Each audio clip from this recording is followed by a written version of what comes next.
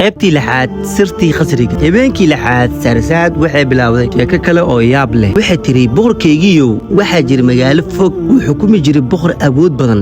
haweenada ka mid ah nin safar dheer ka soo laabtay ayaa arkay qasri iftiin badan leh oo aan hore loo arkin. markuu soo dhawaaday wuxuu maqlay codad qarsoodi ah oo ka imaanaya gudaha qasriga. ninkii wuu yaabay, wuxuu albaabka si tartiib ah u furay, wuxuuna arkay qol weyn oo dahab iyo luul ka buuxaan. laakiin dhexda qolka waxaa fadhiyay gabar aad u qurux badan oo indhaheeda murugo ka muuqato. gabadhii markii aragtay ninkii waxay ku tiri, haddii aad rabto inaad noolaato halkan hajooyin ka tag. qasrigan waxaa ilaalinayo sixir iyo jinni iyo awoodo badan. ninka wuxuu dareemay cabsi, laakiin xiisaha ayaa ka badnaay. wuxuu go'aansaday inuu ogaado sirta qasriga iyo sababta gabadha quruxda badan loogu xiray halkan.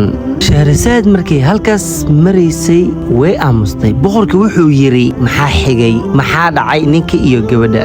Shahrazad waxay tiri, boqorkaygiiyo haddii aan noolaado habeenka toddobaad ayaan kuu sheegi doonaa wixii dhacay.